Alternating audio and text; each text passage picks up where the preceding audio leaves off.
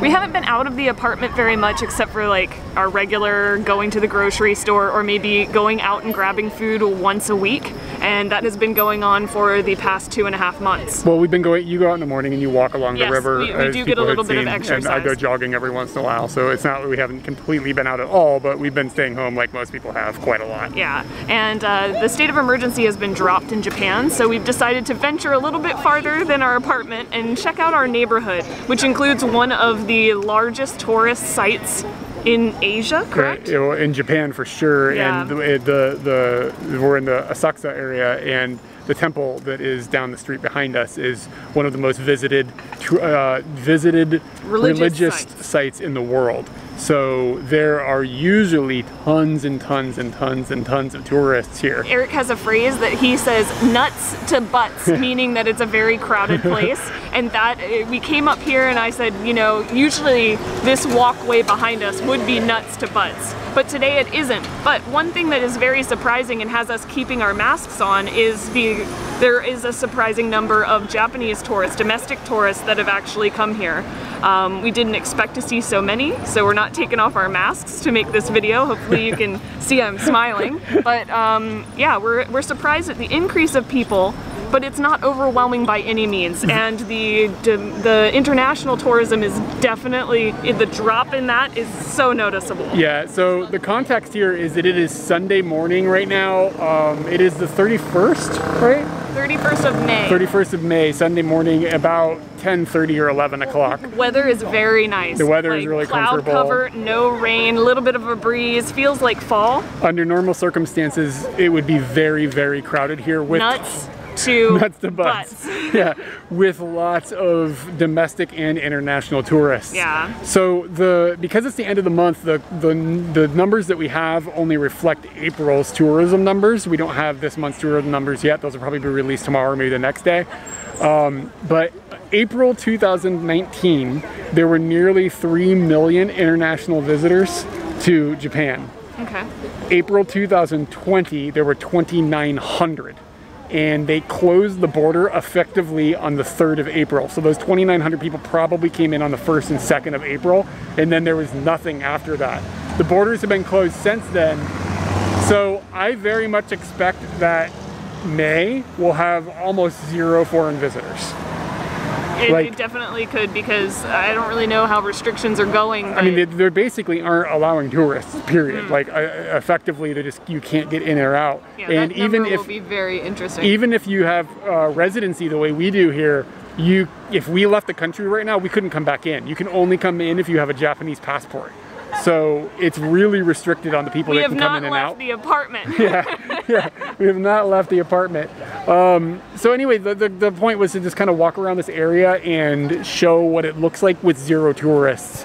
Like, we've already noticed that there are some tourist activities that aren't happening, such as the tourist boat that goes up and down the Sumida River. That's been closed and remains closed. Yeah, it's been closed since somewhere in April, and it's still remaining closed because there's nobody to take on the boat. And I have come over here during the last couple months and I've jogged through this area, and it's been completely empty and everything's been closed. I think things are slowly turning back on a little bit, so we'll be able to reflect what it looks like today. You'd be dodging some people today if you tried to do that. You couldn't run through here, but I mean, I'd just been like running through there in the middle of the day and there's like 0 people.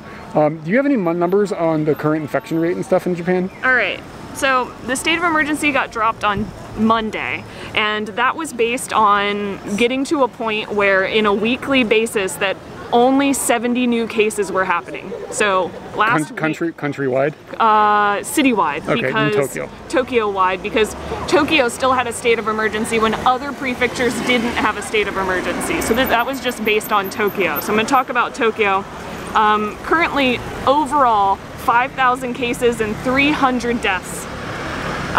Tokyo will make up, or is making up, 30% of everything that's happening in Japan is Tokyo. The cases and deaths. New cases per day this week have ranged in the 10s and 20s. So I think we're actually, for this week, going to be more than 70 cases, but, you know, we already took the Band-Aid off. So that's how that is. And my screen,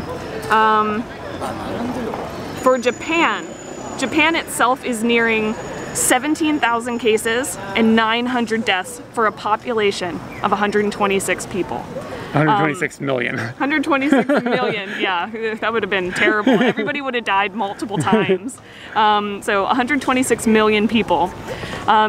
In comparison, I just want to give people an American comparison, and that would be equivalent to the cases and deaths in Mississippi and Alabama, but their populations are 2.9 million in Mississippi and 4.9 million in Alabama. Good Lord. So the difference in these two countries is drastic. Yeah. And that's been blowing my mind over the last week now that I've started to compare and contrast. Of course, there's a lot of reasons, and I don't think we can get into all the reasons and stuff why. I mean, things happen, things are different culturally, et cetera, but it is shocking, and that is why we kind of feel sort of okay going out and going out and about right now, even though maybe where you live it totally wouldn't be okay to do that, but things here are a little, seem like they're on a safe downswing at the moment. So hopefully it maintains that, and everybody can go about their business. Yeah. Let's check out a little bit more of the neighborhood. Okay. This walking street runs between Kaminarimon and Sensoji, between the gate and the temple that is super famous here. And this is usually lined with tons of people, nuts to butts, in lots and lots and lots of shops that are like touristy shops and things like that.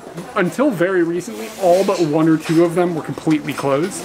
But you can see there's still a bunch of them that are closed here.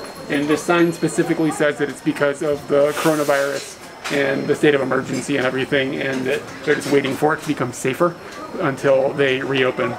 So it looks probably like, just at a glance, I would say it's probably about a 50-50 split of half the shops are open right now and half the shops are closed. Fun little tidbit about the shops that are here. When their doors are down, all of their doors are painted differently, and they're mostly like cool looking, like not beautiful, amazing paintings. Some of them are, but a lot of them are cool things like this. So you actually get to see what's on the doors. So if you're not here during COVID times, come during nighttime and you'll get to take a peek at all of the hidden doors. I wonder how the shop owners are deciding, like, I'm going to open, and how the other ones are deciding I'm going to close. Like, what criteria is? I know it's a personal choice thing, but I just wonder what criteria it is. It's health. I mean, maybe the people that run the shop are older and they're just worried, and the other shops have people that aren't so worried about it or whatever. I don't know. They can put other people on the front lines. Yeah, I don't know. Yeah. It's just interesting. I'd love to just like talk to like the people that have their shop still closed and be like, well, so what? Why? Like, why? And then the other people, I'd like to have one of each side sit down for a conversation. But I'm sure the people with the shops closed don't want to meet the other people at the moment. Yeah. The shops are closed for a reason. Behind me is I don't even really know how to explain this, but it's a big metal bowl that they burn incense in, and people will come, and it's a part of the cleansing process before you go inside of the temple. And this has not been being used at all for the last couple months, and I guess it's something that now that more people are coming and they're starting to get back into action, they're starting to use again. You can see there's people over there doing their ritual or whatever, cleaning them, doing the cleansing process with it. There's also over on the other side a fountain that people use for you clean your hands and you clean your mouth, and that is being used in a way that the smoke thing doesn't bother me so much, like worry about like the spread of disease, but this thing over here where they're using these ladles and then drinking out of their hands and stuff with it seems like maybe that shouldn't be happening right now, but maybe I'm just being a little hypersensitive. So this is the actual temple, Sensoji, and it is interesting to see it with no tourists, because usually there will be like a line of people, and a lot of Chinese people will come to this specific temple. You'll hear coins being thrown. Yes, so constantly, much. like into the box that they throw money into. I'm not really even hearing any coins being thrown. Like, give a listen.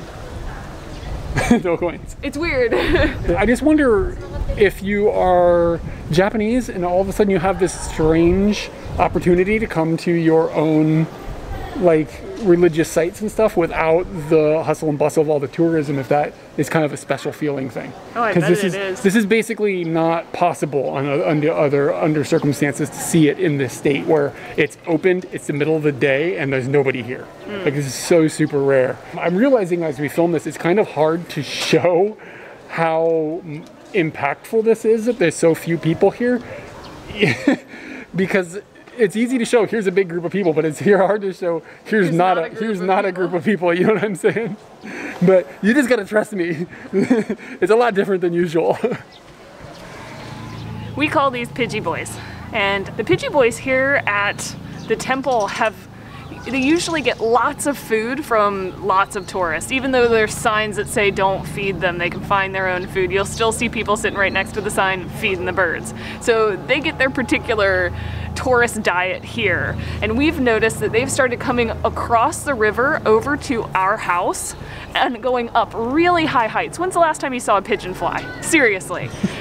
They'll come up to our floor on our building and they'll just sit outside of our window. And we don't know if necessarily they think we're gonna give them food or if they've not found food here, but for some reason they're migrating over to our house, and that is really strange behavior that just started during the pandemic. How lucky are we? Eric made a video about this kyde shop maybe like a couple of months ago, and it's been closed definitely since April. Like, Eric has come over here to see if it's open and it's just been closed. He talked to the guy like days before he was closing to find out like if he was going to close for COVID, and yes he did. But today he's back open and we are going to eat some chicken. You can see a sign down here shows that some of these things aren't going to be available until June. And I guess, I'm not sure, maybe he has a limitation on what he can get in, or maybe he's just worried about not having enough customers to fulfill all the orders for all of the different spectrums, so he's just sticking to the main stuff. But yeah, this is something that you probably will see in some restaurants in some different places where they have kind of opened, but cautiously opened in a way that they aren't going to be putting themselves into like financial jeopardy. Maybe that's what we're seeing here. There's this little neighborhood near the temple where it is famous for drinking and having little bars that spill out onto the streets. You can see some of them in the background here. And this area has been completely shut down basically for the last couple months. And I think we walked through here and there was like 1 or 2 shops that would do takeout, and some people were sitting at tables outside. But I would say 90% of these shops were closed, and now I feel like 90% of these shops are open, so it's a dramatic change. Yeah, you're starting to see that all come back to life. It kind of makes me worry because Seoul had everything under control, and then they opened up the nightlife and the bars and stuff, and then they had another spike. So it does make me worry that all of these people out doing this right now maybe could cause a problem in the future. Hopefully not. But I mean, kind of unprecedented, you know what I mean? Like, what do we do? Everybody's trying to figure that out. Eric, commerce is back. Everybody, the mall is open. There's going to be stores and things to buy and lots of bikes everywhere. Wow. Let's go in and see if there's any shops that aren't open, if there's some sort of discrepancy. So this is our local mall, and it has also got a supermarket in the basement, and the supermarket has been open the entire time that everything has been closed, but this mall has been closed for months now, and it's the first time I've seen it open, and I'd say it's kind of crowded. Not ridiculously, but there's a significant number of people. When there's a roof, it feels like people are instantly right next to you. Yeah. One of the major things that just strangely popped into my mind was that the government is basically telling people to stay away from the 3 C's. Do you know about the 3 C's? Yeah, but I don't remember what they are, to be honest with you. It is close contact, crowded places, and what was the other C? You are no good. We are doomed. Oh, I totally just blanked. It's a C. Oh, the last C is closed spaces, which you might consider a mall to be. I don't know if this is happening in other places, but we now have new things on the floor to tell us where to go. We're at the bookstore, buying a book. But the line has moved forward. I don't know if we're 6 feet apart like some other places are saying, but No we're a distance apart. 3 feet maybe. Yeah, 3 feet. But this is happening at a lot of shops. So the spacing on the ground for the lines really is just security theater. Like, when you're walking through these little stores, you are like nuts to butts with all the other customers, and then all of a sudden when you go to check out, there's just supposed to be space. You know what I mean? I mean, don't get me wrong, I kind of like having a little bit of room. You know what I mean? It's kind of a nice feature. I kind of hope we stick with this. But It does seem a little bit like, what are we really preventing here? We're just kind of doing a thing so that like it looks like we're doing a thing. It's one of those things. I really can't figure out how long the line's gonna be with this spacing, because like the bookstore seemed like it went rather quickly, but this one felt like it went forever because I couldn't see part of the line. Yeah, it goes like through a labyrinth over there. But they seem all right. It does look like at this point that every store in the mall is opened. It's not like when we were walking down the main drag earlier in front of the temple where things were chosen by certain people to be open and chosen by other people to be closed. Yeah, this just seems like a wide open. Considering that it's been less than a week. Since the state of emergency ended. Things are clicking back into place pretty quickly. Something that I did notice though is that this is Muji is like a, I don't know, it's kind of like Interior IKEA store? kind of, sort of, like a, I don't know, it's a store that sells stuff. And home things. And it's a pretty big store, it covers like half this floor. And they've restricted this entrance area, like they don't want you going in and out here, and they've put these things here as well. And normally this is all open, so they're pushing everybody through a smaller entrance. I'm not sure what the logic is, but it just, I don't know. That's the only notable thing that I've noticed in the mall that's abnormal, aside from the markings on the floor for the registers. Everything else is normal. I think this is a fire hazard. Yeah. I got a new sweater. And I also impressed Eric with how small I am in shopping in Where's little kids' clothes, man? We got this in the little boys section. It's a 150. I can't buy clothes for like an adult here. Watch this. Oh, kids. So I noticed that the reason that they probably have part of Muji closed off, the entryway, is because at Uniqlo they're doing the same thing, and they're keeping track of the number of people that are going in and out, and they have like the hand sanitizer, and sometimes they're testing people's temperatures. So they're probably doing it just to make it easy to track how many people are inside the store at one time. Maybe they'll cut it off at one point. Yeah, I saw the lady, and sometimes the numbers were going up and sometimes the numbers were going down. So I guess she is like taking account of everyone. And I wonder if there's a limitation to how many people they're allowed to have in the stores. Yeah, maybe. But I've heard about capacities of restaurants in America and 10 people or less in a store or something like that, but that has not been discussed that I've heard. Yeah, not that I've heard about here, but maybe it is a thing that's going on.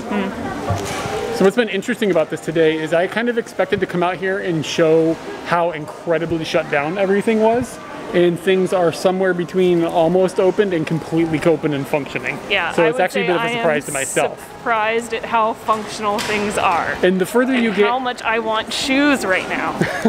The further that you get into the normal living stuff and away from the touristy stuff, the more crowded it gets. And I guess that makes sense. Yeah. But around here, that's the opposite of what it's usually like.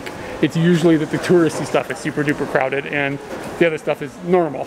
So that stuff has gotten to normal, but the touristy stuff is still fairly unpopulated. Yeah. And I guess that's the main takeaway, and that's where things stand right now. And soon enough, the floodgates will open. It'll be interesting to see when that happens. I was talking about that with some people online yesterday. How are they going to? Are they going to start like allowing countries that have low infections to go back and forth between each other and not other countries? Like, is there going to be, you know, is that the future of travel until this whole situation is taken care of? Ask Mario. I don't know if Mario has those answers, man. He's got red shells, that's for sure. Taking out the virus. But you know, like if you have a low one and some other country has a low one, will there be an agreement that you can go back and forth between those two places? But you shouldn't shake hands about it. Yeah, you shouldn't. So I don't know. I just really wonder about like where that's going to go and when international tourism is going to open back up, and if there's even feasibility that the Olympics can happen in 2021.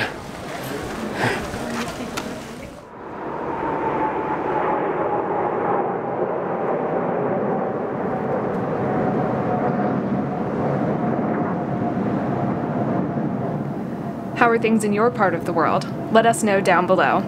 If all goes well, we'll be filming more in Japan very soon, so make sure that you're subscribed so you don't miss it.